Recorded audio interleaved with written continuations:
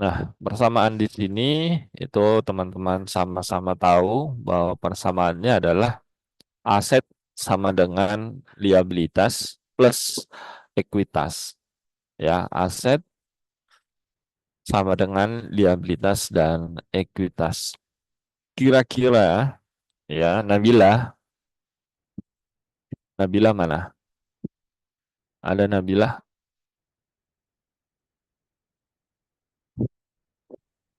Interaktif Saya saja Kak. ya kita ya. Oke. Nabila, kira-kira apa maknanya dan persamaan ini? Aset itu kan kekayaan yang dimiliki oleh perusahaan ya. Kemudian liabilitas itu adalah kewajiban nih yang harus dibayarkan oleh perusahaan. Kemudian ekuitas itu adalah modalnya perusahaan. Kira-kira kenapa aset di sebelah kiri, kemudian liabilitas dan ekuitas itu di sebelah kanan? Apa maksudnya? Di common sense saja ya, tidak usah sampai cari di Google atau apa. Sepemahamannya saja. Belajar akuntansi baru siang-siang itu kayak mana ya?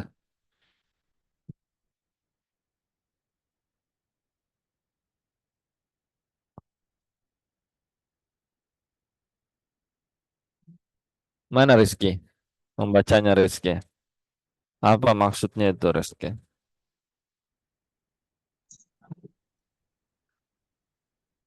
Hmm? Nah, yang mana itu, Pak? Aset sama dengan liabilitas plus ekuitas.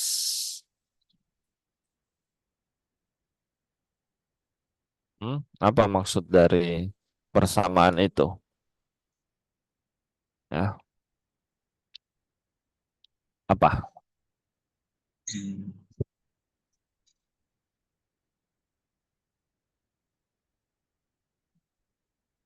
Nah, jadi saya sampaikan bahwa aset itu kan merupakan kekayaan, ya kekayaan yang dimiliki entah itu Habibie atau perusahaan itu, aset itu merupakan kekayaan. Kemudian liabilitas dan ekuitas itu merupakan sumber kekayaan. Makanya aset dan liabilitas plus ekuitas itu harus sama, ya. Karena pasti akan dipertanyakan asetnya Habibie yang 100 ini sumbernya dari mana? Ya, sumbernya dari mana? Ya, jadi liabilitas dan ekuitas itu merupakan sumber kekayaannya Habibie atau perusahaan. Jadi sumber kekayaannya Habibie yang 100 ini itu bersumber dari utang 40 dan ekuitas 60 atau modalnya 60, ya. Makanya harus seimbang. Makanya dipertanyakan nanti kalau misalkan dalam menyusun laporan keuangan hartanya 120 sementara liabilitas dan ekuitasnya itu cuma 100.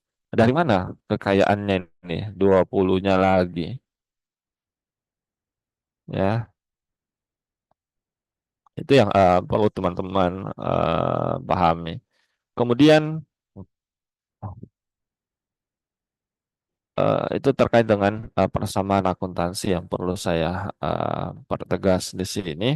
Kemudian yang terkait dengan aset saldo normal, ya saldo normal. Ini menjadi penting juga ya dalam melakukan penjurnalan. Ya, dulu sebelum adanya penjurnalan berpasangan seperti ini, ya di akuntansi itu mengenal yang namanya single entry atau pencatatan eh, sendiri. Artinya apa?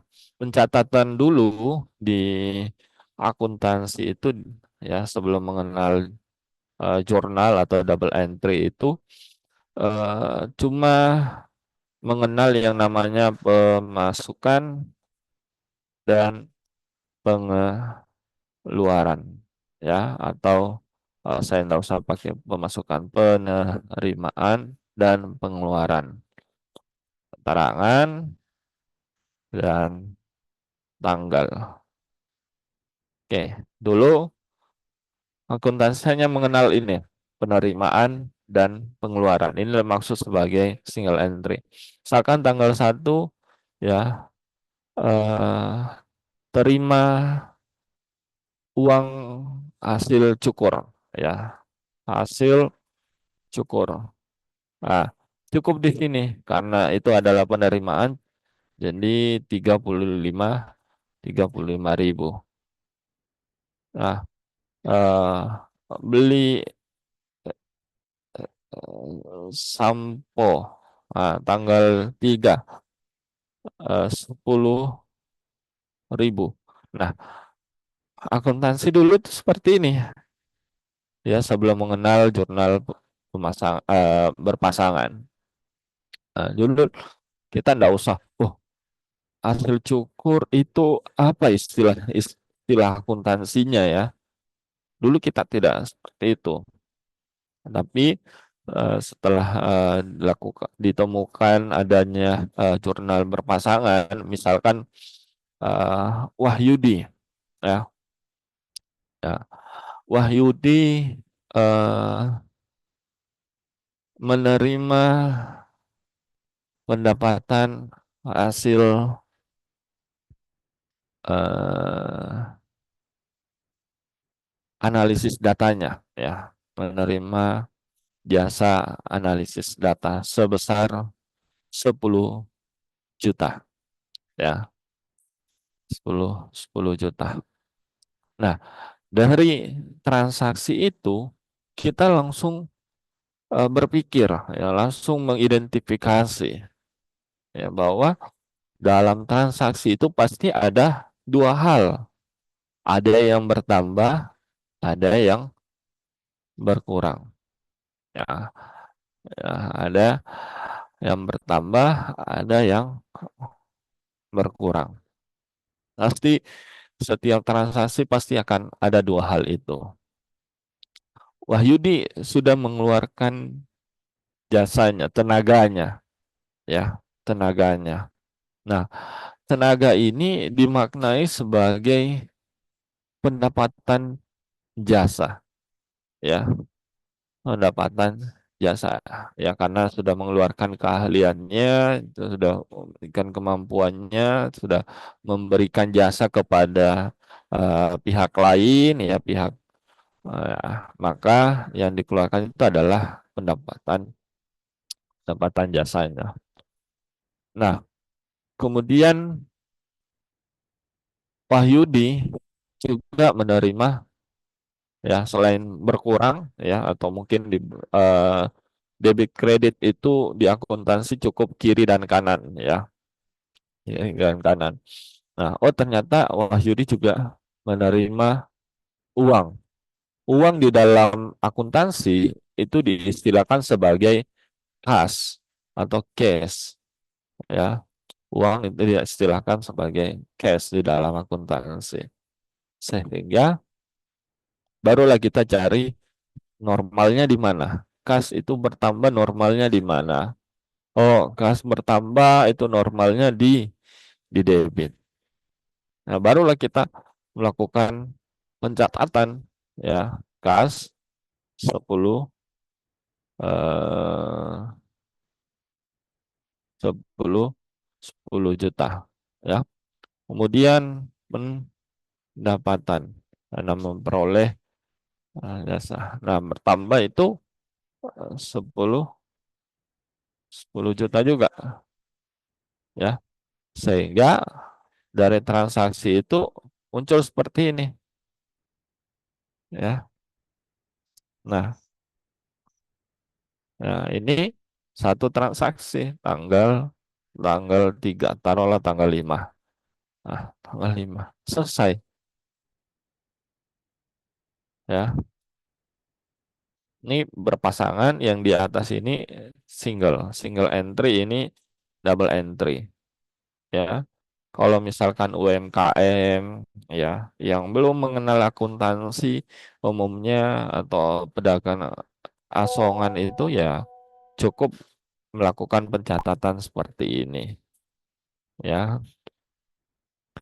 Tetapi kalau misalkan mereka ya usaha kecil ini tidak melakukan pembukuan, tidak melakukan pencatatan, bagaimana mereka mau menerima permodalan? Ya, bagaimana mereka mau bisa menerima permodalan kalau dia tidak melakukan pencatatan ataupun pembukuan? Nah, maka disitulah kegunaan dari laporan keuangan. Ya, penggunaan laporan keuangan itu diperuntukkan untuk apa? Untuk memperoleh permodalan, misalkan dari untuk kreditor atau untuk investor, ya, atau untuk pajak dan sebagainya. Nah, ini yang teman-teman perlu cermati. Makanya banyak tugas ya dari ibu ya, banyak tugas ini soal ya, latihan soal.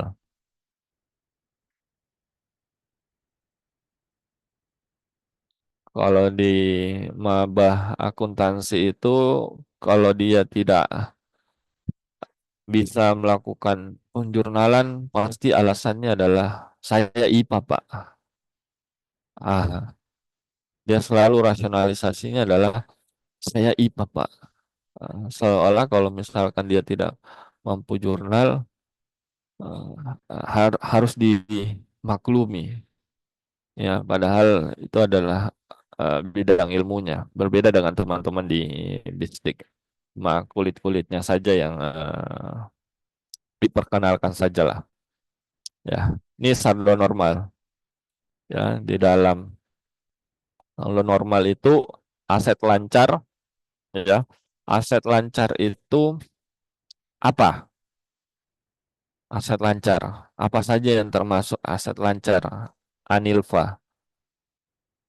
Mana Anilva? Mana Anilva?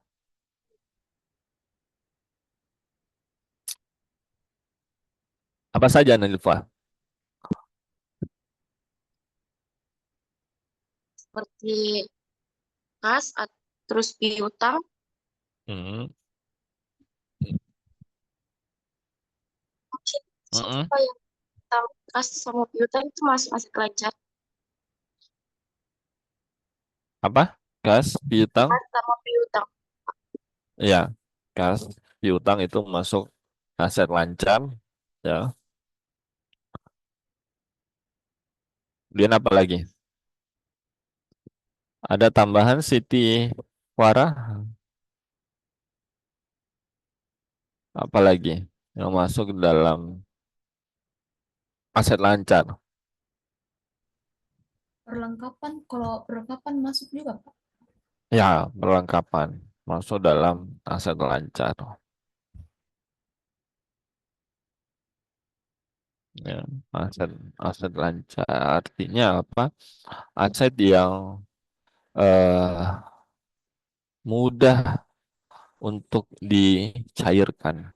Ya, aset lancar, aset yang liquid.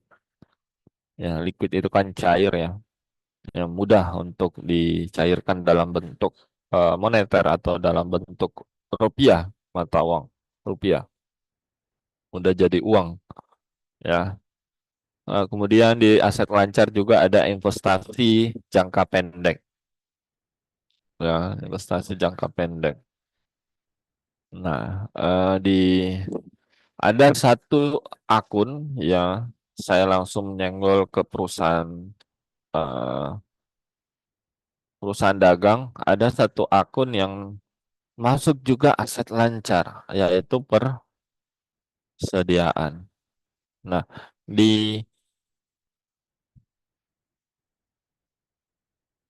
di perusahaan jasa itu tidak ada yang namanya persediaan, ya, ya.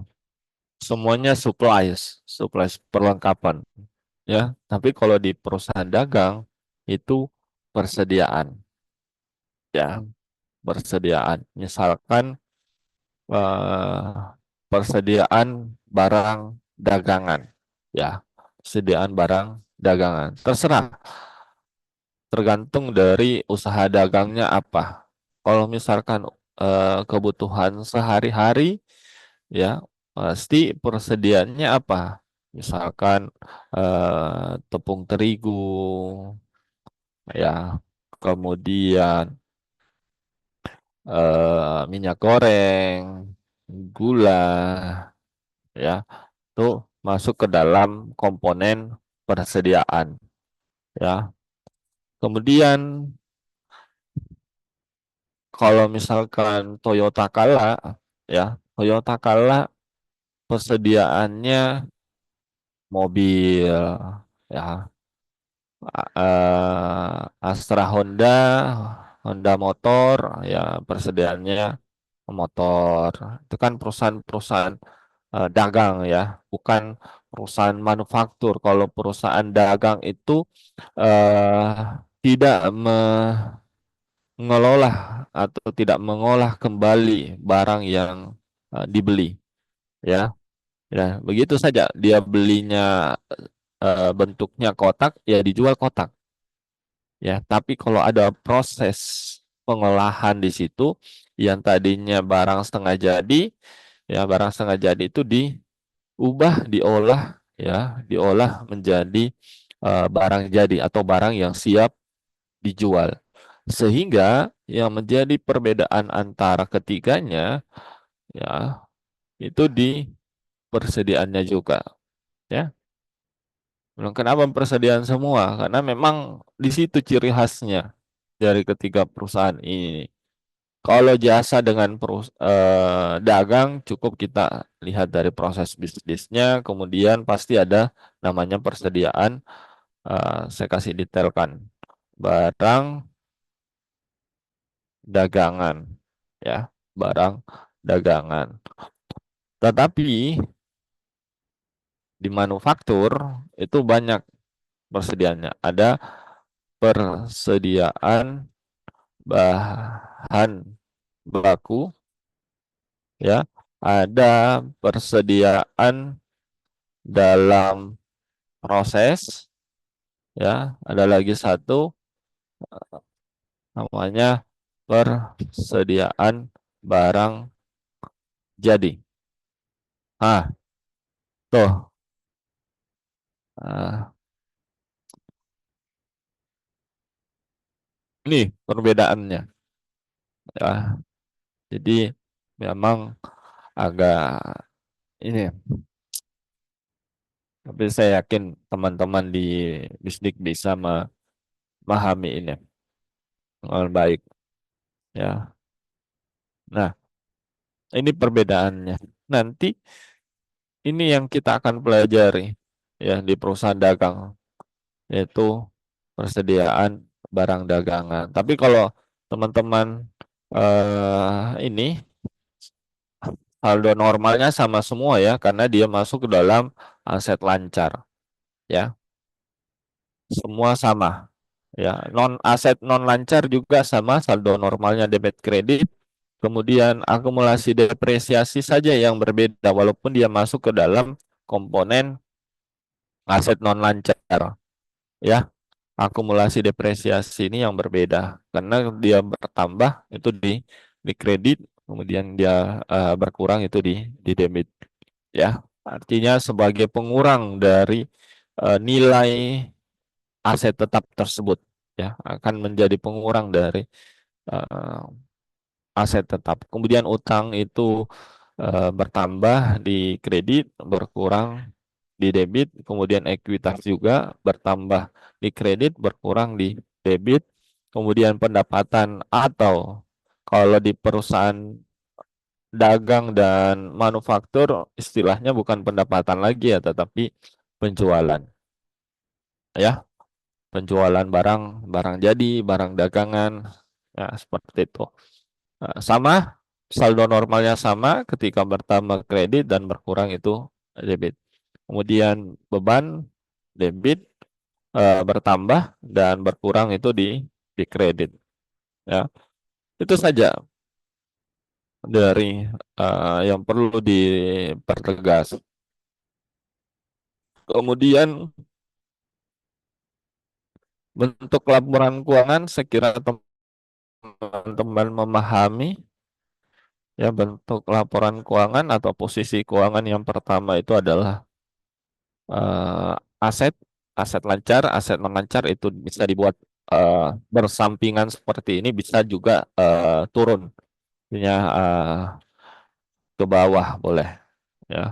Ini dibuat menyamping ini boleh ya, aset lancar, kemudian non lancar, kemudian utang lancar dan ekuitas ya. Ini harus seimbang ini, Wahyudi ya. Ya harus seimbang ya, karena itu tadi prinsipnya bahwa aset itu adalah kekayaan, kemudian utang dan ekuitas itu adalah sumbernya. Tidak mungkin asetnya 87.000 kalau sumbernya tidak ada. Dari mana dia mendapatkan kekayaan itu? Ya, kalau misalkan teman-teman kesulitan, oh kenapa kekayaanku 87, kemudian utangku 85. Nggak usah cari di mana-mana. Cari komponen utang saja. Cari di komponen ekuitas saja. Ya, adakah yang utang tidak saya bayarkan? Ya, misalkan eh, di sini asetnya 85.000. Ya, di sini 80.000. Ya, 80.000. Oh, ternyata di sini saja ada, saya ambil uangnya temanku 5.000. Ku lupa ku catat. Nah, berarti ada yang terlewatkan di situ. Ya, 5.000. Tambah saja. Ya, cari cari transaksinya. Mana yang yang menimbulkan utang, mana yang menimbulkan ekuitas. Itu saja dicari. Nggak usah ke mana-mana mencarinya. Ya, untuk seimbang. Kemudian untuk arus kas ini yang menjadi penting juga. Sudah belajar arus kas? Sudah belajar arus kas? Sudah belajar arus kas? Mana? Nggak ada yang jawab.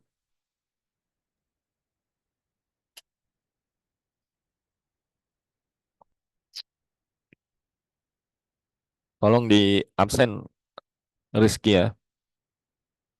Mana Rizky? Iya, Pak. Capture atau nama temannya. Nanti kirim ke saya.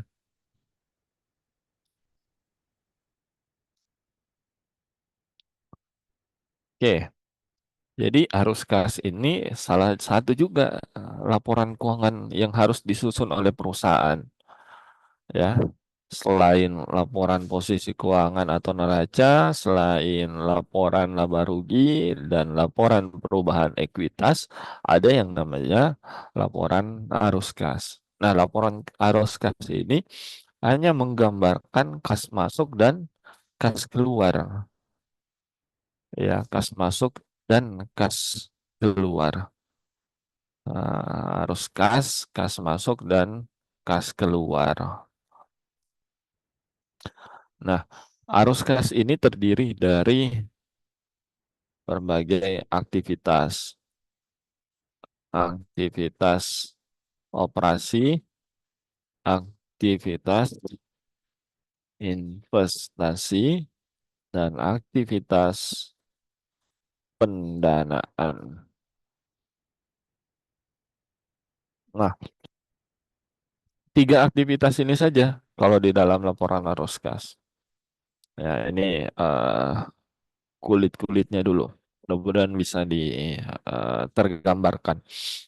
Jadi arus kas itu cuma mengklasifikasikan mana aktivitas operasi, mana aktivitas investasi, mana aktivitas pendanaan. Baru dikategorikan masuk. Apakah eh, kasnya masuk atau kasnya keluar.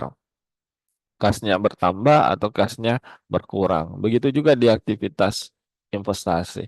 Kasnya bertambah atau kasnya keluar. Ya, pendanaan juga seperti itu. Ya. Nah, nah, saya mau tanya siapa ya yang belum saya tanya. Novita. Mana Novita? Ya, Pak. Eh, jangan langsung dimatikan eh, eh, anunya, audionya. Uh, Novita. Kan perusahaan biasa mengumumkan itu kan bahwa PTA labanya 100 juta ya. Labanya 300 juta. Apakah semua laba perusahaan itu bentuknya kas?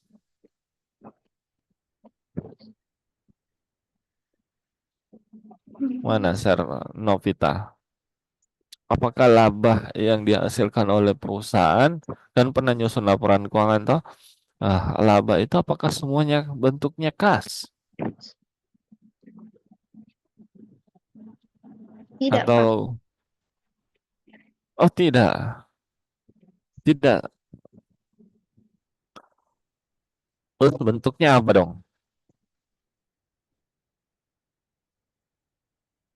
Apa bentuknya? Kalau tidak bentuk kas, bentuknya apa?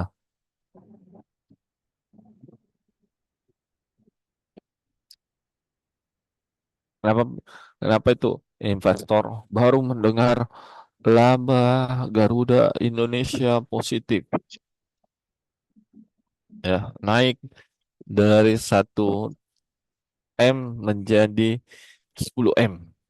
Langsung investor bereaksi, sama-sama langsung menanamkan modalnya ya. Buru ah, saya pilih PT Garuda Indonesia deh untuk invest. Padahal kan tidak semuanya kas menurut Senovita. Tidak semuanya kas. Lalu apa yang mau dibagikan ke investor kalau tidak semuanya kas? Kan investor itu dapat dividen kan? Dapat dividen dari eh, investasinya ya. Kalau misalkan laba ya dapat dapat dividen. Begitu Rizky ya? Ya, return dari investment ya. Pengembalian dari atas investasi itu kan bentuknya dividen ya. Ya, dividen. Nah, apa yang mau dibagikan ke investor kalau laba itu bukan uang? Pusing ya, Anilfa. Apa ini Pak?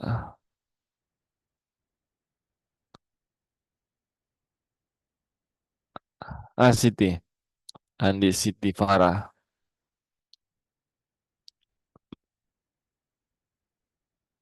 Eh, saya agak lompat-lompat memang karena ini kan sudah pernah dibahas ya, mulai dari persamaan sampai dengan laporan keuangan kan.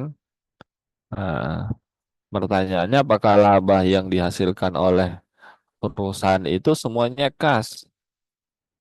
Nah, kalau misalkan tidak semua kas, bagaimana dividen itu dibag- dibagikan ke investor? Apakah eh investor jangan dulu nah, labaku ini bukan jikas, nanti pi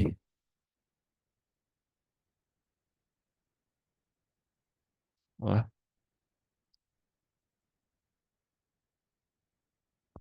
ya, nanti pi, bukan di kas, bukan di uang tunai. Nanti bisa bagikan dividennya. Kalau sudah cair mini. Nah, oh, jadi di dalam investasi sedikit tegaskan bahwa ada yang namanya return. Return itu pengembalian atas investasi itu dividen. Ya, kalau misalkan bentuknya saham, kalau obligasi ya kita dapat dapat bunga, ya dapat bunga. Kalau saham ya dapat dividen. Ada juga keuntungan atas selisih jual dan beli saham itu disebut sebagai capital gain. Ya, capital gain. Anak ekonomi harus tahu itu.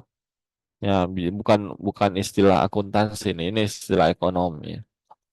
Nah, lagi bisnis digital harus tahu return investasi itu bentuknya eh, kalau saham itu bentuknya dividen, kalau obligasi bentuknya bunga.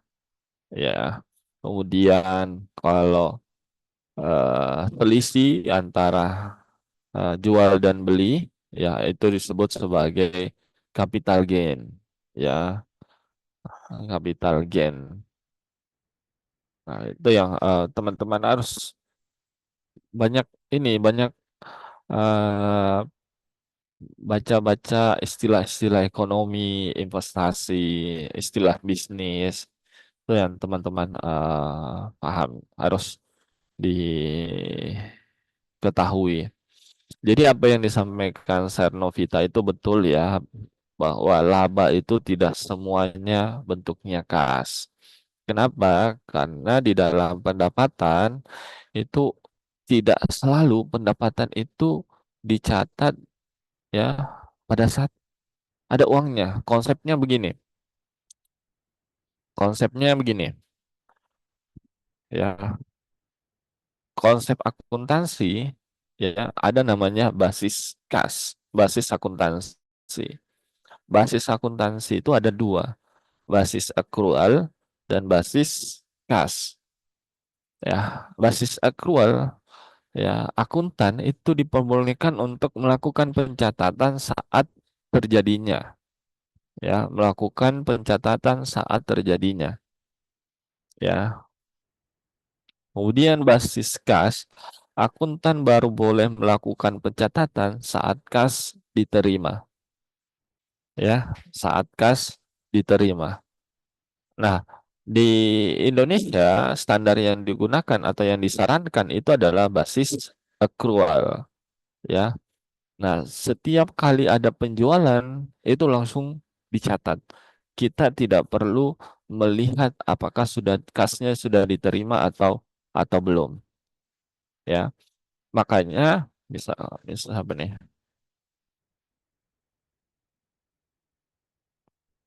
Oke. Misalkan eh, Siti Farah menjual barang dagangannya senilai 100.000 kepada Sernovita, ya, ya secara kredit, ya, secara kredit atau mungkin terlalu ini Sernovita Sernovita berjanji akan membayar bulan depan. Ah, kan bahasanya seperti ini ya. Ya, karena kita menggunakan basis akrual, ya. Jadi pada saat terjadi nih transaksi antara Siti dengan Sernovita. Nah, karena kita pakai basis akrual, ya ini taruhlah 1 November. Nah, karena basis akrual, ya 1 November itu harus dicatat. Pendapatan itu harus sudah bisa dicatat. Ya, pencatatannya adalah piutang usaha pada penjualan 100.000, ya 100.000. Ya, ini basis akrual. Tapi kalau basis kas 1 November itu tidak ada penjurnalan, ya. Ya, kalau basis kas tidak ada penjurnalan di tanggal 1 November. Ya. Yang ada penjurnalan itu pada saat Sernovita membayar ke Citi, misalkan 1 Desember. Ya, Desember itu baru kita catat kas pada penjualan 100 100.000. Nah, baru dicatat di 1 Desember. Nah, di diikuti, di, dipahami deh, ya. Nah, nih,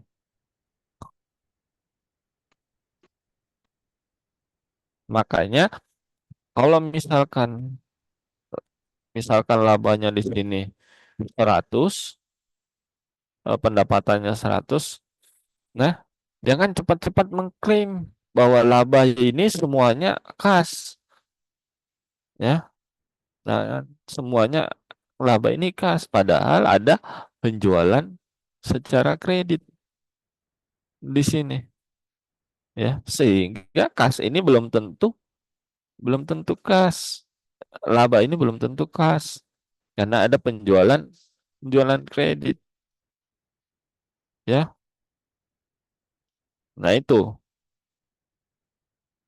Kemudian di beban juga seperti itu, ya. Di beban operasi juga seperti itu. Tidak semuanya beban operasi itu kita mengeluarkan uang. Tidak semuanya, ya. Ada namanya depresiasi aset non lancar, ya. Anilfa Anilfa punya kendaraan, ya, punya kendaraan. Disusut Disusunkan bulan November sebesar 1 juta. Nah,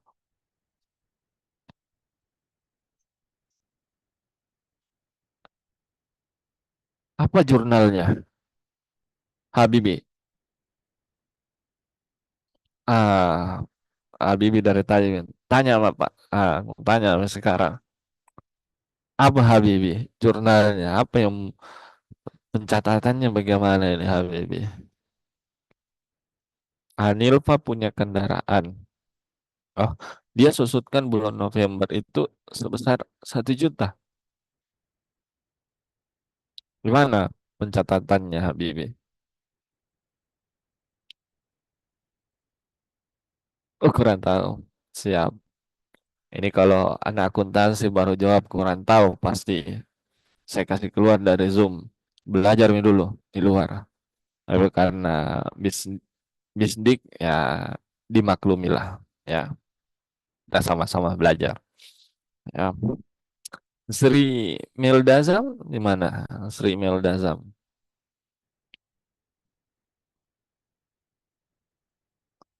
Kalau di mana Sri? Sampaikan saja deh, nama salah.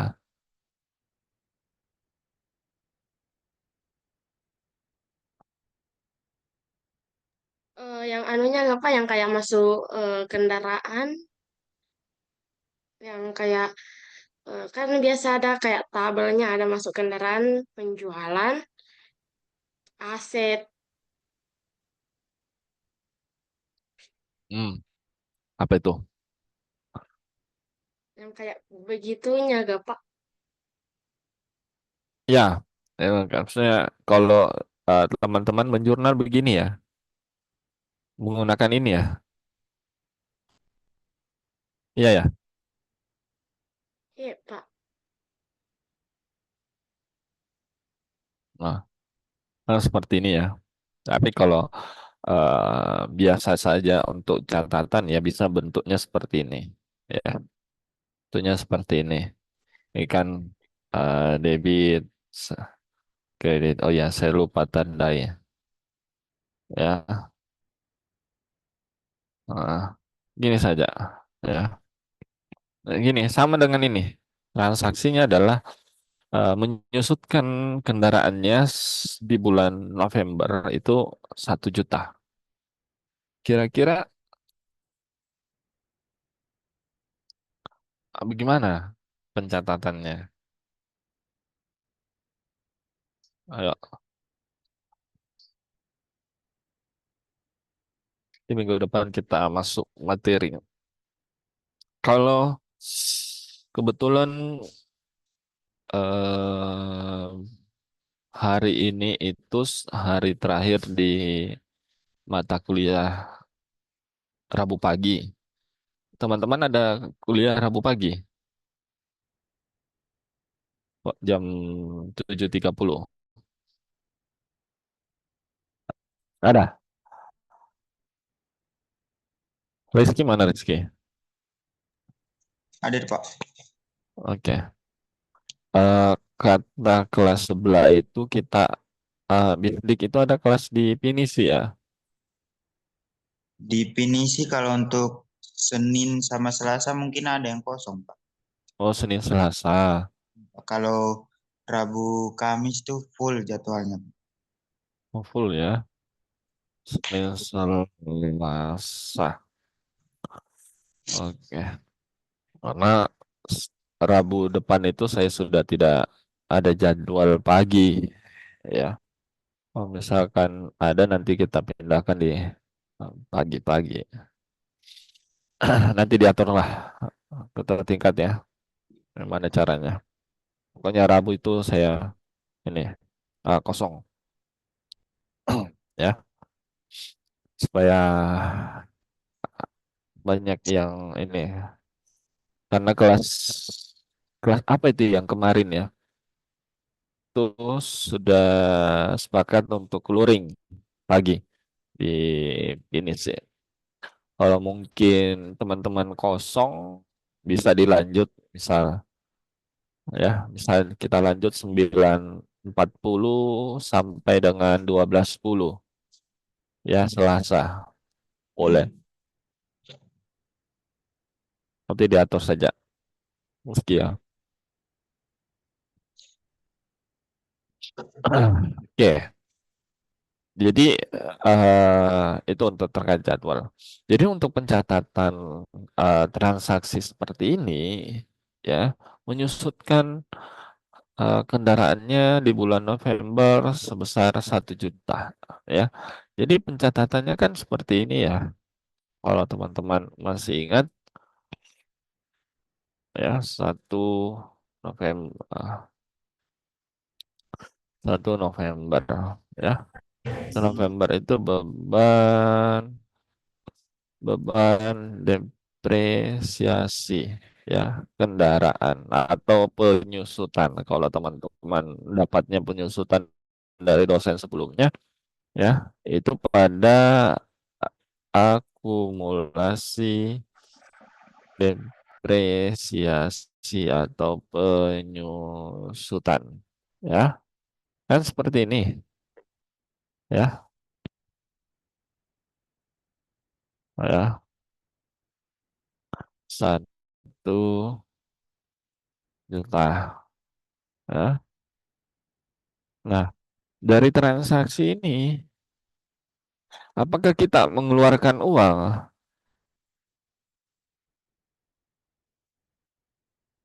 dari transaksi ini? Apakah kita ada mengeluarkan uang?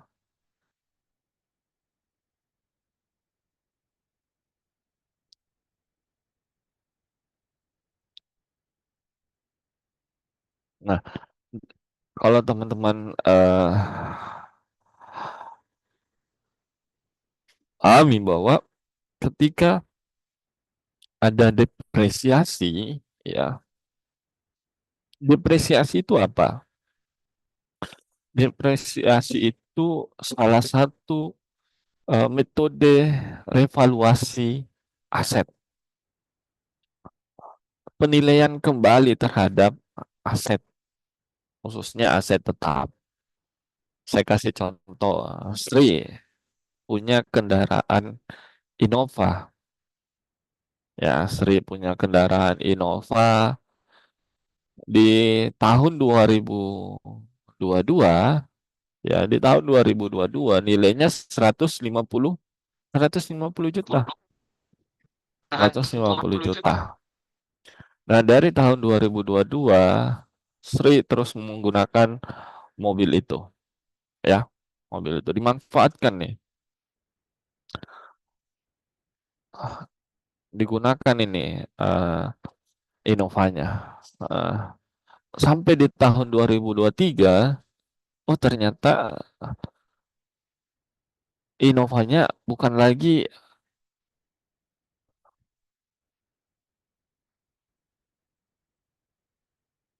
kayaknya ada sinyal ini ya.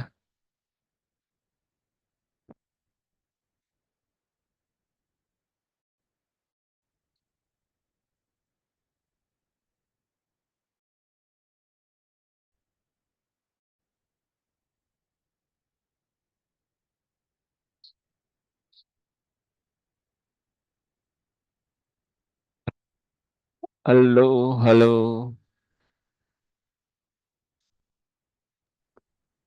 Suara saya kedengaran? Iya, Pak. Ya, Pak.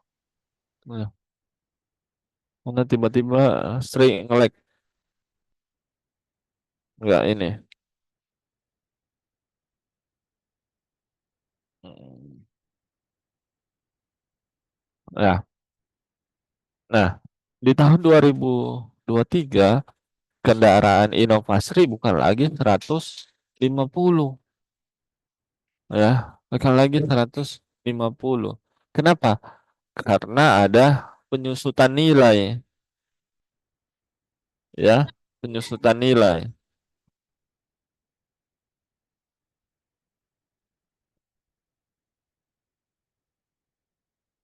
penyusutan nilai.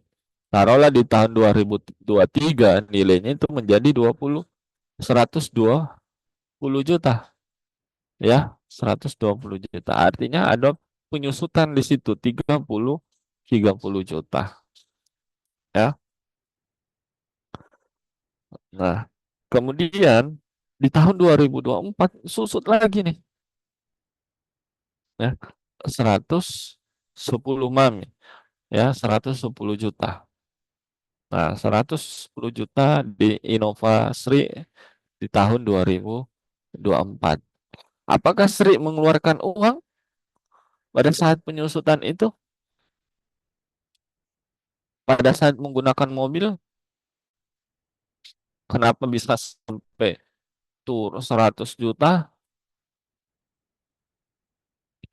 Ya, tentu tentu tidak, ya, tidak mengeluarkan uang, ya. Beban ini kan penggunaan manfaat, ya, manfaat ekonomi, ya, penggunaan manfaat ekonomi dari aset, ya, makanya bebannya, ya, beban 1 juta. Tapi Sri di sini itu tidak mengeluarkan uang sama sekali, ya. Nah, nanti di laporan keuangan itu begini, saya perlihatkan, ya, kendaraan, kemudian akumulasi. Nah, kendaraannya 100 juta, ya, akumulasinya itu 1 juta. Nah, nah, nilai kendaraan yang seharusnya itu 99 juta karena ada penurunan nilai satu 1 juta. Jadi akumulasi itu cuma mengalokasikan em, biaya penurunan nilai, ya, mengalokasikan beban penyusutan. Ya, apakah betul-betul 99 juta? Ya, nanti kita revaluasi kembali, kita hitung kembali ya pada saat mau dijual. Ya, pada saat mau dijual. Nah, yang mau saya sampaikan bahwa di sini kan tidak ada pengeluaran uang, ya, tidak ada pengeluaran uang, sehingga beban operasi ini ya tidak 60, ya, tidak menjadi 60. Kenapa? Karena 60 ini tidak semuanya kita mengeluarkan uang, ya. Bisa kita kurangi, eh, 5 juta misalkan, ya, karena tidak semuanya kita mengeluarkan uang, ya, sehingga laba ini, ya, laba yang bentuknya bukan kas, ya, seperti itu memahami.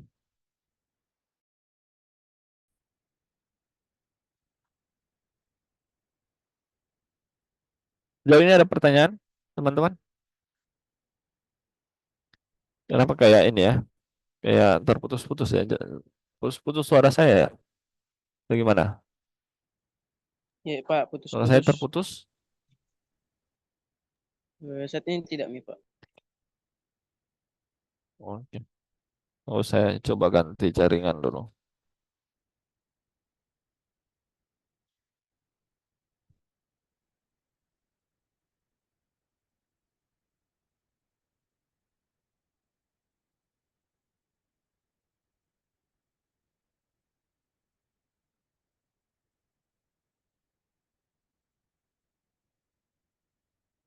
Ada, sejauh ini ada pertanyaan, Dek? Silakan kalau ada pertanyaan.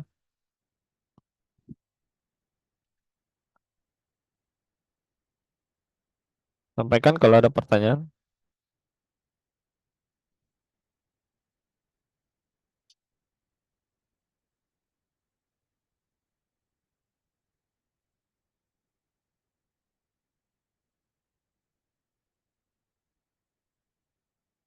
Ayo.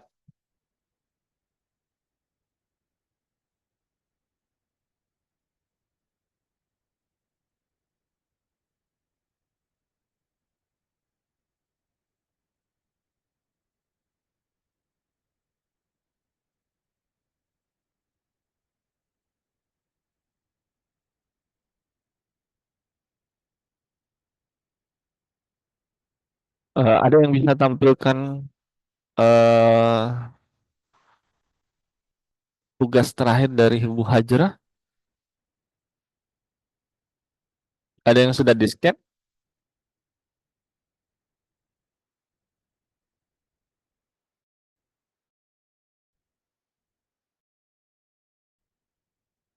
Ada yang masih ingat tugas terakhir dari Ibu Hajrah?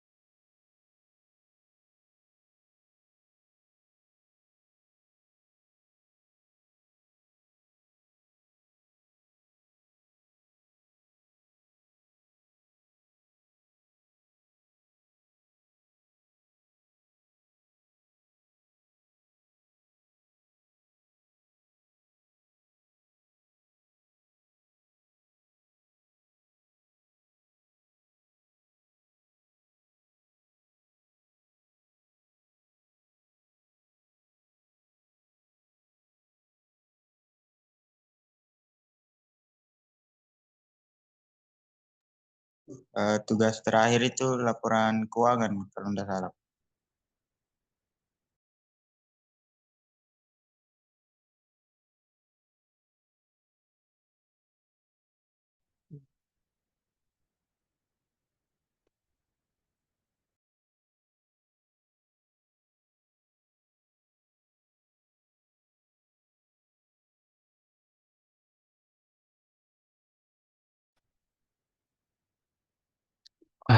Sorry, terlempar. Ah, ada sejauh ini ada pertanyaan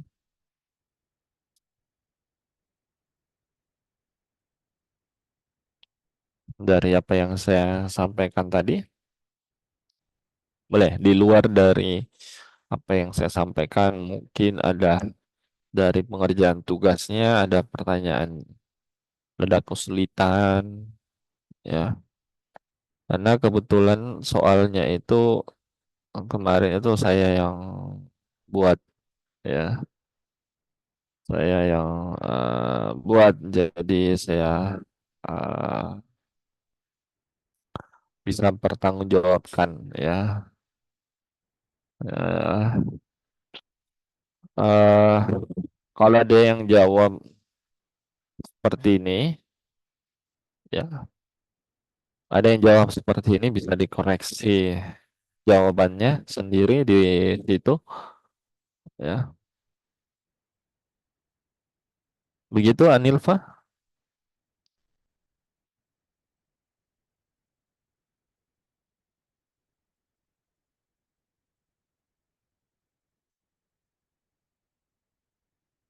Ya, kalau ada yang jawabannya seperti ini, itu saya pastikan eh, sudah betul mengerjakannya.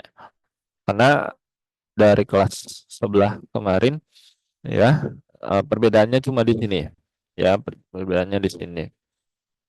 Mereka itu membulatkan menjadi seperti ini, ya, kelihatan ya, kelihatan Rizky?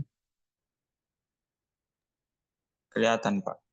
Nah, jadi mereka itu membulatkan seperti ini, ya, membulatkan seperti ini. Ini terlalu tidak bisa diterima ya kalau misalkan ada pembulatan seperti ini. Di akuntansi itu sampai begini juga masih diterima, ya, dua eh, angka di belakang koma itu masih diterima. Tapi karena ini latihan, ya kita buat sampai sini, ya, 1.041.667 sampai sini. Tidak ada pembulatan 1042 begini. Ya salah. Karena apalagi kalau misalkan teman-teman bekerja sebagai analis keuangan di pemerintah, 667 rupiah itu termasuk korupsi. Ya, menghilangkan 667 rupiah itu termasuk korupsi. Karena 1 rupiah saja yang diambil dari uang negara itu korupsi. Apalagi 667 rupiah. Ya, jadi harus di ini, diperhatikan mengerjakan soal, sehingga ini jurnal penyelesaiannya saya yakin pasti banyak yang masih kebingungan dalam menyusun penyelesaian, ya, sama di maba akuntansi juga seperti itu. Jadi saya harap maklum lah, ya, maklum. Kemudian eh, jurnalnya seperti ini, atau saya kok atau saya ini, ya, tunggu.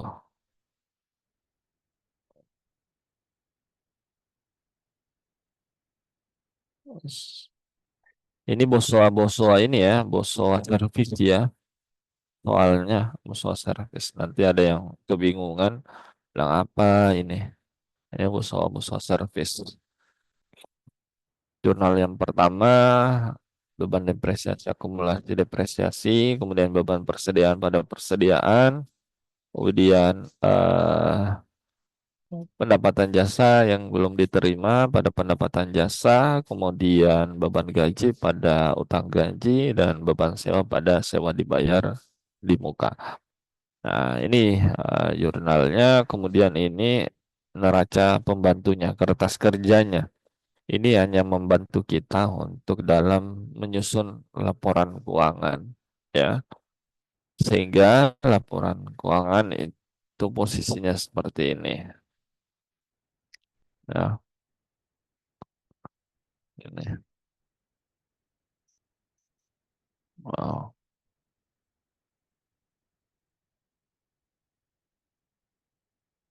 Wah. Oke,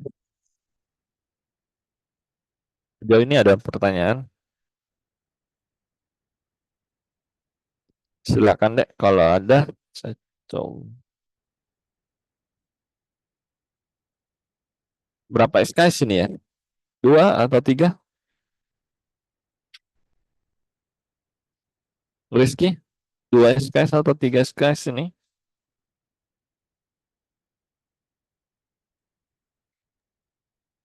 Eh, 3, Pak.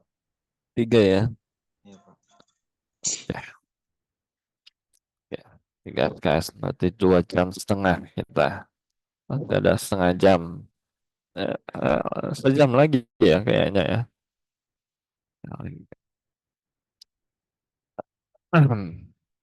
Ini,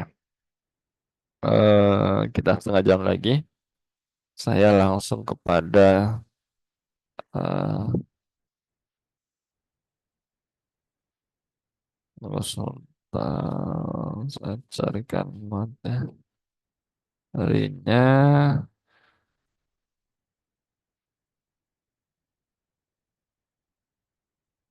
Lah,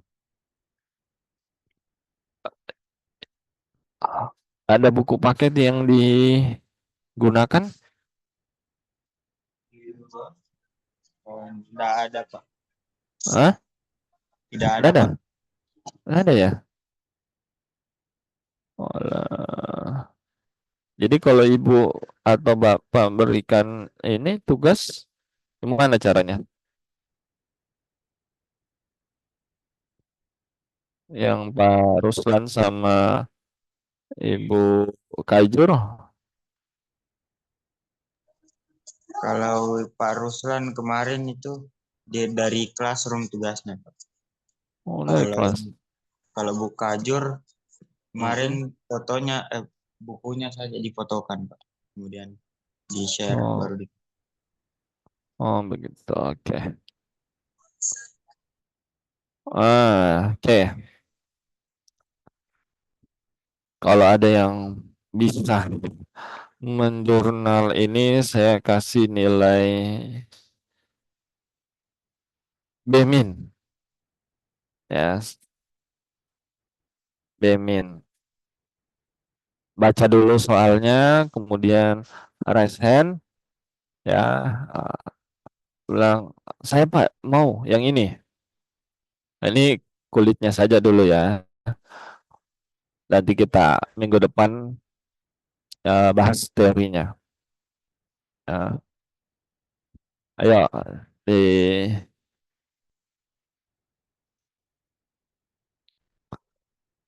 dibaca dulu. Nanti saya bantu buat ininya.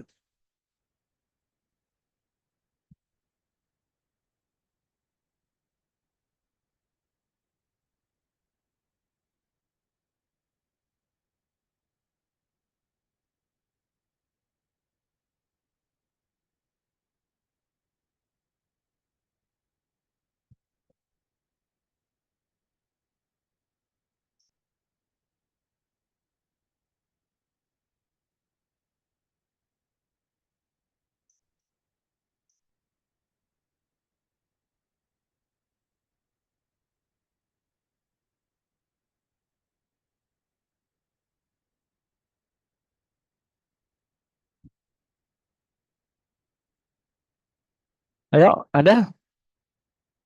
Ayo. Mimin melayang ini.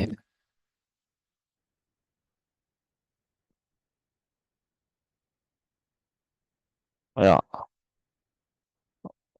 2019 Maret.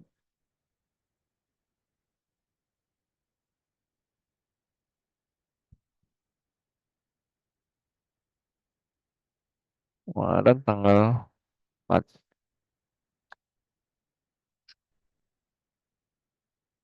Hmm.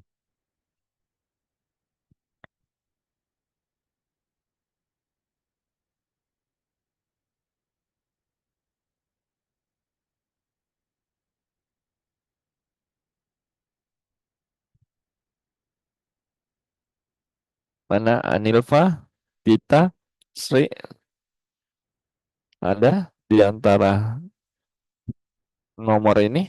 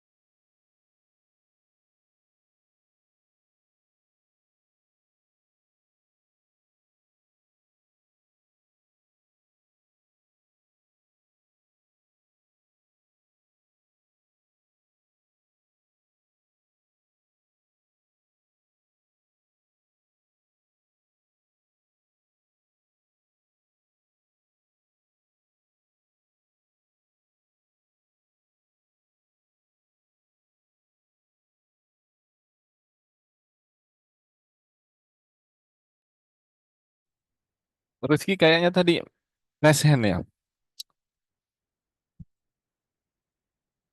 Iya Rizky. Iya Pak. Oke. Mana Rizky? Mungkin langsung yang di tanggal 26 Pak, yang paling gampang. 26. Oke.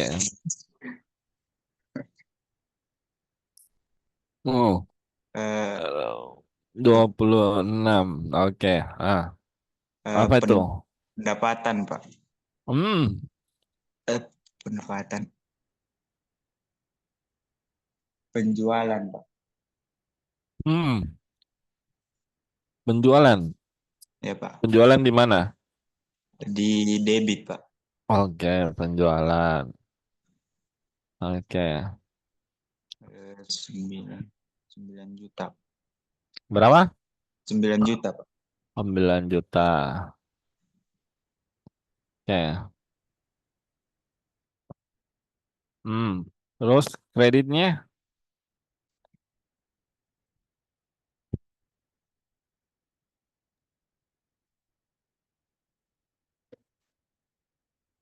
Kreditnya enggak ada Pak. Hmm? Berapa kreditnya? Nggak ada.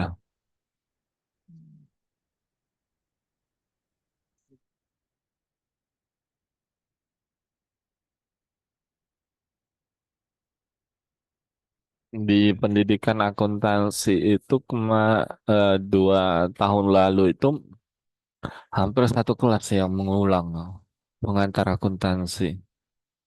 Ya, bukan di prodi bisnis digital ya.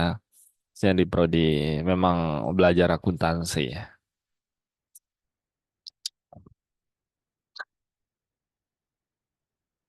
Hmm. Sudah sampai sini Rizky.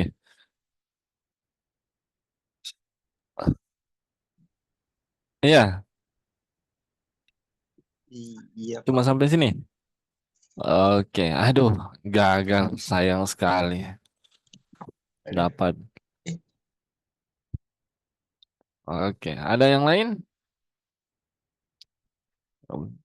Coba raise hand kalau ada. Biasa kalau yang transaksinya seperti ini anak IPS pasti bisa lah jawab. Sri dari mana Sri? Kita interaktif ya. Apanya? Asalnya dari mana? Wajo, Pak. Wajot. IPA, IPS, akuntansi. IPA. Oh IPA. Oke. Kira IPS. Kalau IPS pasti tahu.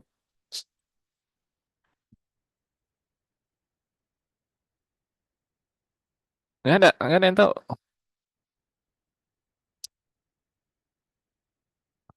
G. Jadi kita mulai dari yang paling mudah kata Rizky. Tanggal 26 ya. Tanggal 26 itu transaksi penjualan ya. Transaksi penjualan 4 unit handycam ya secara tunai ya.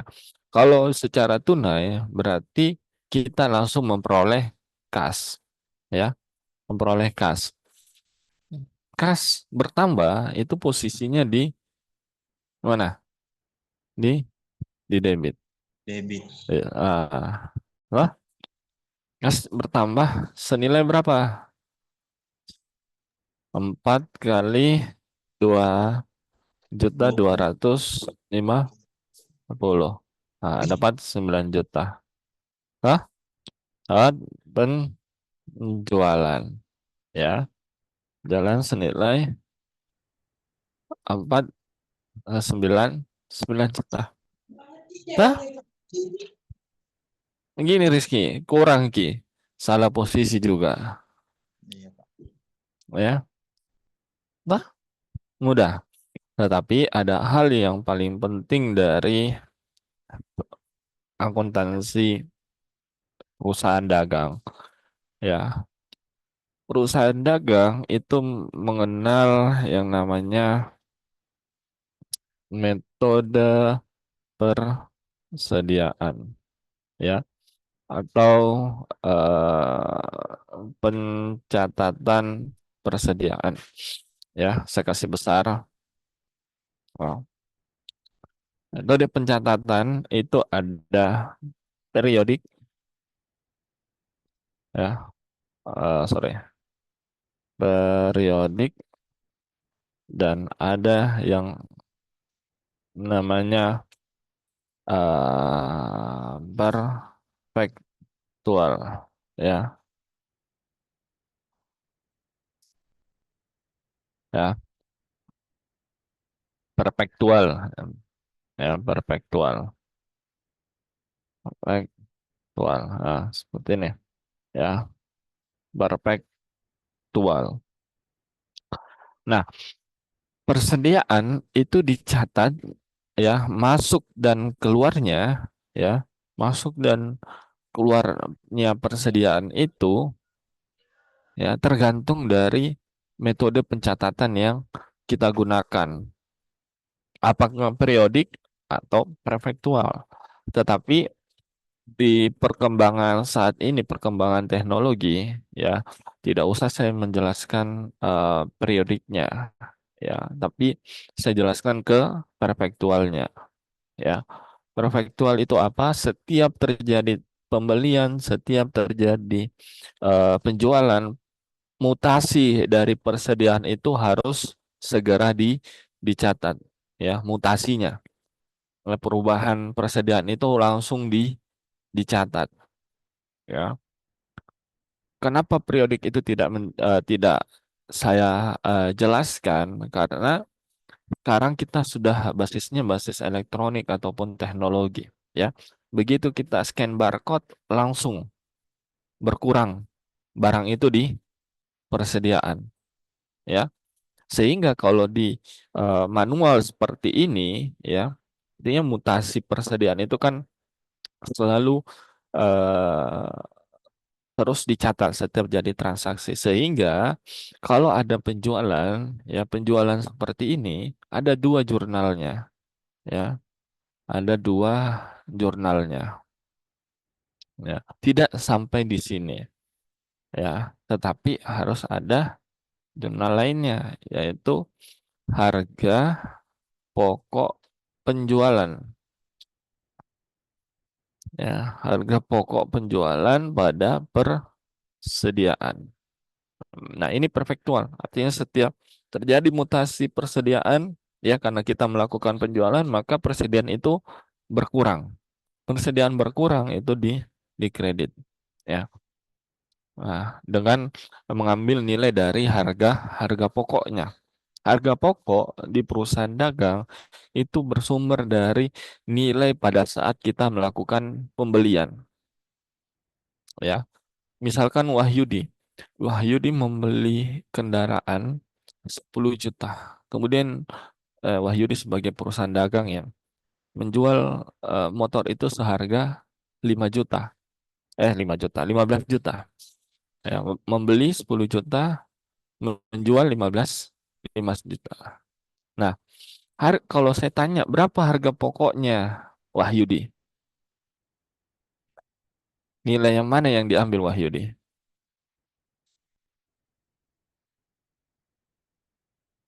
Ayo, nilai yang mana diambil?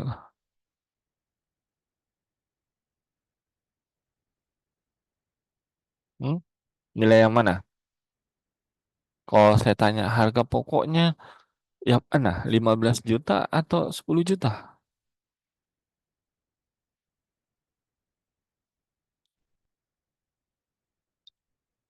Mana? Yang berapa tadi, Pak? Yang 10 juta atau 15 juta? Wahyudi di awal beli 10 juta, jual 15 juta. Harga pokoknya berapa? Yang 10 atau 15? Mungkin yang 15, Pak, karena harganya lebih tinggi jadi kayak harganya kayak itu yang pokoknya, Hah, harga yang tingginya. oke. Jadi kalau ditanya mana harga jualnya? Harga jualnya adalah 15 juta. Harga pokok penjualannya, harga pokoknya itu harga yang pada saat Wahyudi beli 10 juta. Ya, jadi ada margin sekitar 5 juta. Ya, ada margin 5 juta. Kan kalau kita mau menjual barang itu kan pasti lebih di atas dari harga pokoknya ya, harga belinya. Ya, Nah, kita lihat di transaksi ini. Handycam itu kemarin dibelinya berapa? Oh, dibelinya 20 unit ya, yang ini. Ya, dibaca dengan harga 2 juta per unit. Ya, harganya 2 juta per unit. Oh, kalau begitu harga pokoknya 4 dikali 2 juta. Nah, gini ya, seperti ini pencatatannya ya. Hmm. Nah, Nah, makanya di di perusahaan dagang itu kalau ditanya laba laba kotor itu penjualan dikurangi harga pokoknya. 9 ah, berapa laba kotormu? 1 juta. Nah, gini, nanti kita bahas yang ini. Tapi begitu. Jadi di perusahaan dagang itu ini yang penting persediaan. Makanya di catatan saya tadi ya, yang membedakan perusahaan dagang dengan perusahaan jasa itu sederhana, yaitu persediaannya, ya, persediaannya. Nah, persediaannya. Kemudian saya kasih contoh lagi di tanggal 13 saja ya, yang sesuai dengan eh, membeli 20 unit handycam dengan harga 2 juta secara tunai. Ya, Toko Agung memperoleh diskon 10% dari nilai pembelian. Ya, syarat jual beli Franko gudang pembeli, ya, dan biaya pengiriman sebesar 250. Nah, ini agak sulit nih. Ya, agak sulit karena ada beberapa hal yang perlu teman-teman perhatikan. Nah, yang pertama, pada saat kita melakukan pembelian, apa transaksinya? Apa jurnalnya? Ya, kalau di jasa kemarin seperti apa, Sri? Jasa. Kalau Tuan A membeli eh, sampo untuk kebutuhan salonnya, ya, jurnalnya seperti apa, Sri? Pusing, Sri. Langsung pusing, Sri. Mana, Sri? Persediaan, Pak. Oh, oke. Persediaan. Apa lagi? Pada apa? Tu,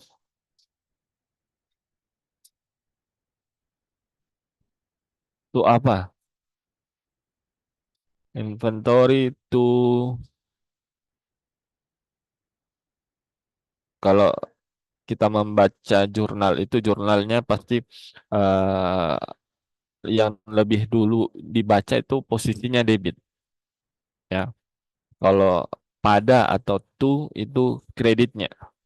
Jadi kayak ini, kas to penjualan, kas pada penjualan. Berarti kasnya debit, penjualannya kredit. Gitu membacanya. Mana? Seri. Persediaan. Persediaan, Ji. Kan berpasangan. Kas juga, Pak. Wah, kas. Persediaan pada kas, ya. Karena di dibelinya Tunai. tunai. Artinya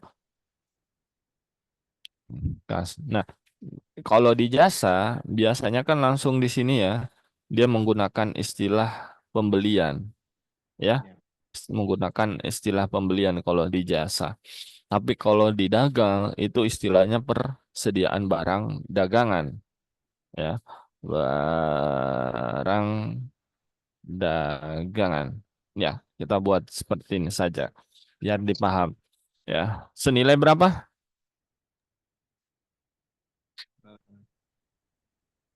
Senilai berapa?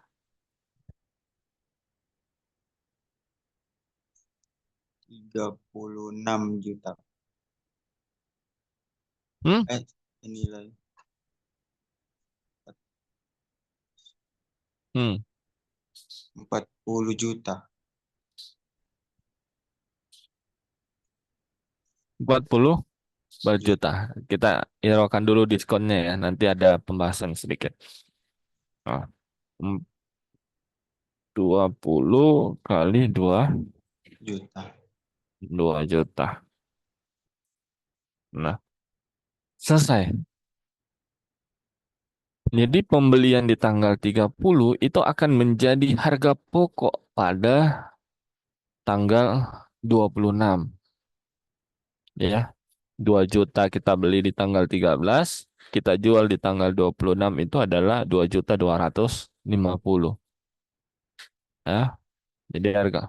Makanya di tanggal 26 itu langsung dua jurnalnya, ya, dua jurnalnya. Karena supaya kelihatan ini mutasi persediaan, ya, mutasi persediaan. Nah, itu mutasinya, mutasi persediaan. Oh, ternyata persediaannya sudah keluar. Ya, terserah persediaan apa namanya, ya.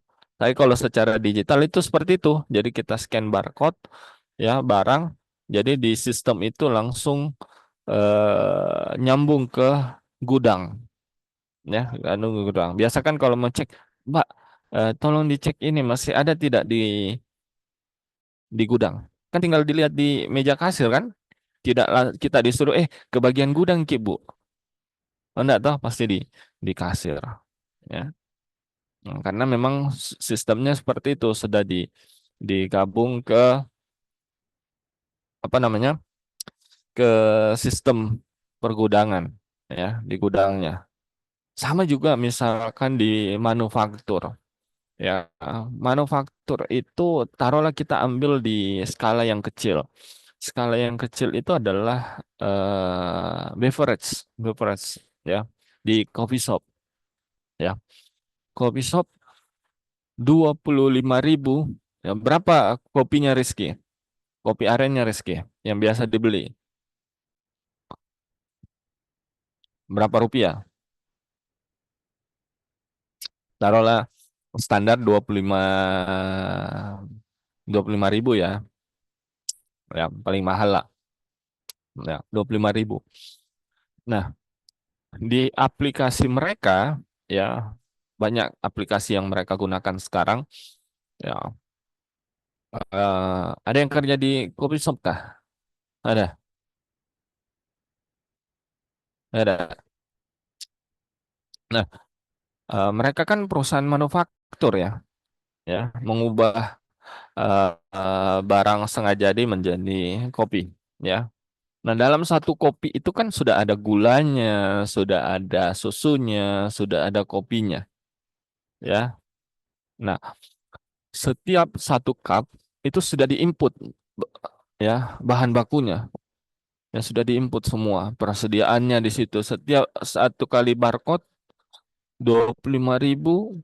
Nah, langsung keluar itu susunya berapa gram, kemudian gulanya berapa gram yang keluar, kemudian arennya berapa gram yang keluar, ya. Jadi tidak perlu lagi kita nyambung ke gudang atau ke persediaannya, karena satu kali barcode langsung termutasi sendiri itu. Kopinya yang tadinya kita beli mungkin 1 kilo, ada penjualan kopi gula aren satu, oh, berkurang sekian gram. Susu sekian gram. Eh, Gula sekian gram. Aren sekian gram. Nah, ini ini hal-hal yang seperti ini yang nanti teman-teman bisa pelajari dari akuntansi. Bahwa di akuntansi itu seperti ini. Nah, teman-teman di bidang bisnis digital membuat fintech-fintechnya seperti apa, teknologi keuangannya, kemudian kasirnya seperti apa. Oh, di akuntansi untuk menghitung harga pokoknya kita butuhkan aplikasi ini. Ya, kita menghitung bisnis ini aplikasi ini. Jadi orientasinya seperti itu, ya. Mau belajar di mistik orientasinya seperti itu. Bagaimana bisa menghasilkan sebuah fintech lah, sebuah aplikasi yang memudahkan orang-orang akuntansi. Karena kan teman-teman sudah tahu nih, basic akuntansi itu seperti ini. Jadi, ya, seperti itu. Ada yang punya usaha di sini? Ada yang punya usaha?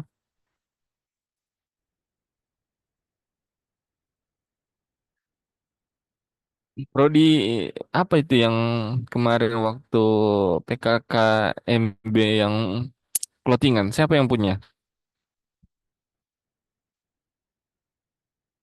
Kan ada banyak tuh kemarin sambal apa gitu yang punya.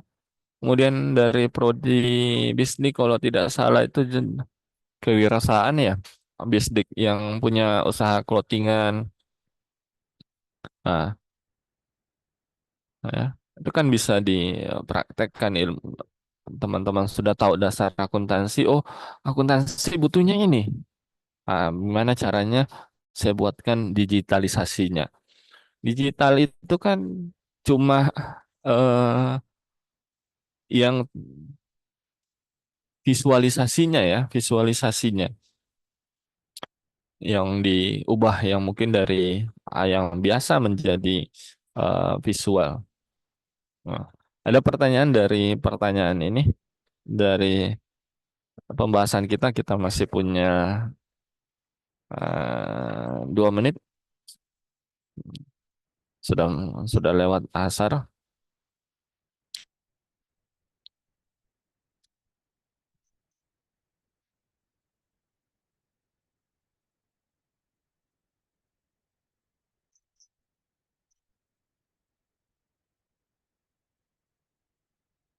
Ada Wahyudi, pertanyaan Wahyudi?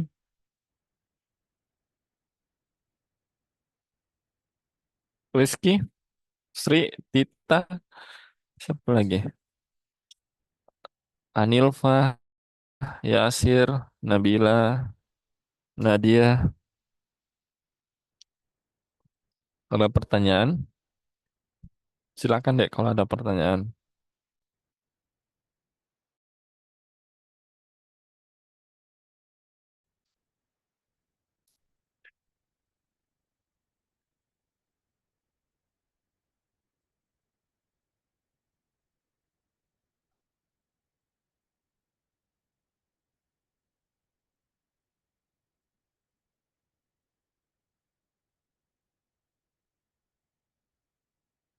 Jadi persiapkan saja ya, minggu depan kita coba bahas akuntansi di di perusahaan dagang. Yang membedakan itu hanya persediaannya ini, ya persediaannya. Kemarin di jasa cukup pembelian sampo, ya kita jurnalnya pembelian, tidak ada spesifik apa, karena sampo itu kan bukan persediaan ya, kan persediaan. Bisa jadi masuk persediaan juga, tapi kelompok akunnya kelompok akun pembelian, ya, bukan persediaan seperti di barang dagang. Kemudian eh, coba dicari saja di internet ya, di mana materi terkait dengan akuntansi perusahaan dagang. Ya, ada dua hal yang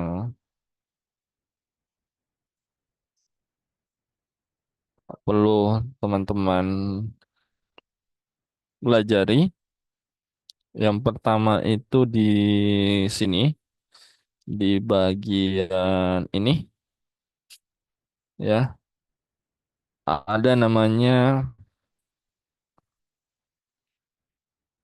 eh, ada namanya FOB shipping point, ya, ada FOB shipping point dan ada FOB destination. Mana ya destination? Eh, eh, Destination, oh ini, ya, ini ada namanya FOB destination. Ya, tolong dipelajari. Ya, saya kasih tugas untuk mempelajari FOB destination sama FOB shipping point. Berbeda nih perlakuannya, ya. Kemudian ini ada termin, ya. Ini namanya termin 2/10 N30. Artinya apa? Perusahaan bisa mendapatkan diskon sebesar 2% kalau dia mampu membayar 10 Hari. hari. Jatuh temponya selama 30 hari. Ya, itu Reski. Nanti dibantu teman-temannya saja Reski ya, untuk belajar akuntansi.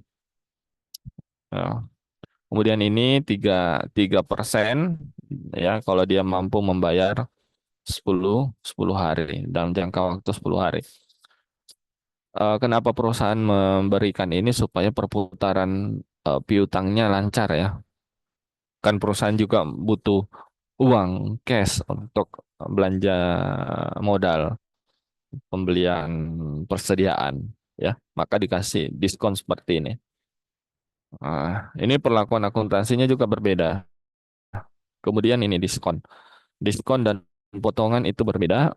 Ya, nanti kita pelajari. Tapi tugas untuk minggu depan, teman-teman bisa mampu menjelaskan FOB destination dan FOB shipping point, dan diskon dan potongan. Ya, itu 4 hal itu yang jadi bekal teman-teman mempelajari akuntansi perusahaan dagang. Dan ini perlu diingat, pencatatan persediaan ya periodik dan perfektual, tapi kita fokus kepada perfektualnya saja ya.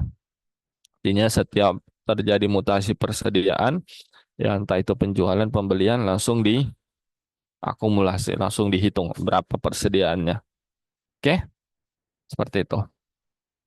Saya kira itu biasa di kelas saya tidak bisa menutup kuliah kalau tidak ada satu pertanyaan. Jadi kalau tidak ada pertanyaan sampai malam, ya kita sampai malam. Terserah tanya apa saja, boleh.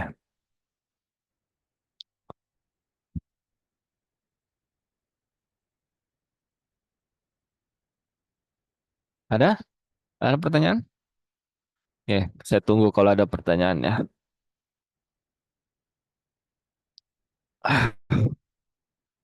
Ayo, Novita ada pertanyaan? Pak Yudi, Muhammad Fakih, Konita, Aziza.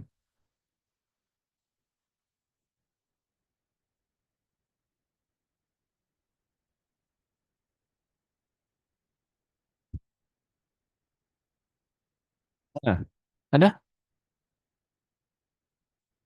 Nggak bakalan ditutup-tutup ini kuliahnya nih.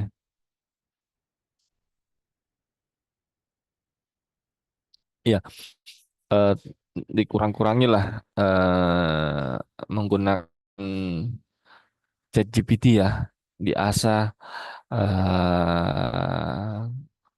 otaknya ya, diasah otaknya, diasah akalnya untuk berpikir.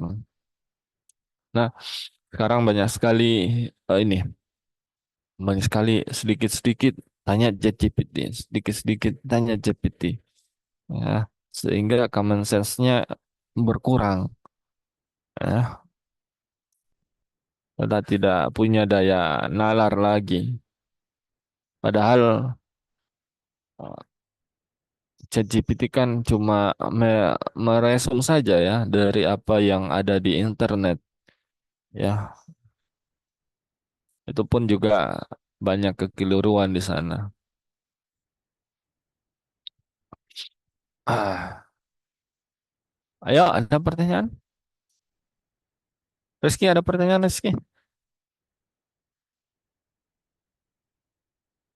Sri, Nadia, Nabila, HP, siapa Eh, punya? Oke, Rizky, apa saja eh, ya? yang awal tadi itu Pak, mungkin yang aset sama dengan ekuitas plus apa tadi yang satunya Pak, yang liabilitas Liabilitas. ya itu, Kenapa? itu karena masih asing buat saya itu Pak. Oke, jadi itu merupakan eh, persamaan dasar ya, dasarnya nih akuntansi. Kalau aset itu kan kekayaan yang dimiliki oleh eh, perusahaan. Sementara kekayaan ini itu bersumber dari utang dan ekuitas. Ya, jadi untuk menjalankan perusahaan kita harus butuhnya apa? Kita punya utang, kita punya ekuitas. Ya, kalau perusahaan-perusahaan yang berbadan hukum selain perseorangan itu kan sudah bentuknya saham, ada bentuknya modal bersama, ya, sekutu. Itu yang perlu teman-teman perhatikan. Jadi mau harta aset dikurangi utang sama dengan ekuitas, ya, yang pasti kita tahu bahwa aset ini itu sumbernya utang dan ekuitas. Ya, mau di dulu itu istilahnya harta sama dengan utang plus M, ya. H sama dengan U plus M. Ya, harta sama dengan utang plus modal. Tetapi sekarang ya standarnya sudah menggunakan istilah yang berbeda yaitu aset, liabilitas plus ekuitas. Kira itu. Jadi satu rumus penting dalam akuntansi dasar pemikiran kita orang-orang akuntansi itu. Kalau ada asetnya berlebih, berarti ada utang yang tidak dicatat. Ada investasi atau ekuitas yang tidak dicatat.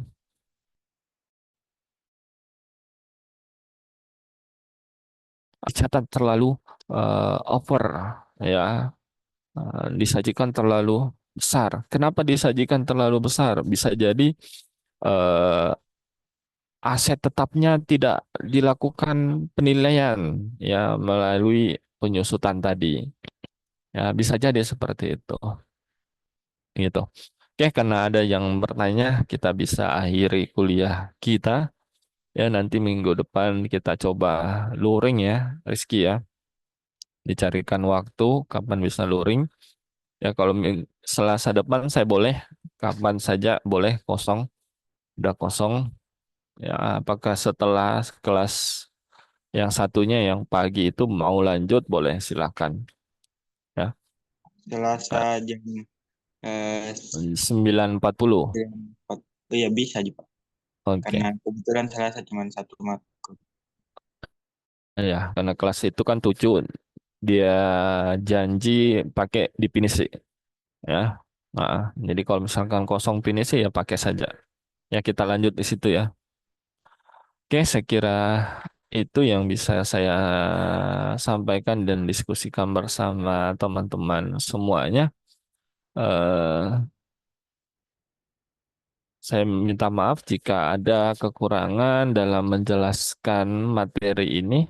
Ya, nanti dikoreksi saja kalau misalkan ada hal yang berlainan dengan apa yang teman-teman baca sebelumnya, ya itu boleh. Saya terbuka. Kemudian jangan dijadikan beban mata kuliah ini. Mata kuliah ini bagi prodi bisnis digital menurut saya itu sebagai suplemen saja, vitamin bagi teman-teman di bisnis digital. Bagaimana dalam mengurai masalah yang ada di bisnis digital bisa menggunakan ilmu akuntansi sama kayak tadi mengembangkan aplikasi ya pasti harus ada logik dari akuntansi itu ya kapan kita tidak tahu logik dari akuntansi kita tidak bisa membuat atau mengcreate ya mengcreate aplikasi ya aplikasi digital yang mendukung UMKM dan segala macamnya. Ya, saya kira itu kurang dan lebihnya mohon dimaafkan. Bila taufiq hidayah. Assalamualaikum warahmatullahi wabarakatuh. Waalaikumsalam. Waalaikumsalam warahmatullahi wabarakatuh. Terima kasih, Pak. Oke.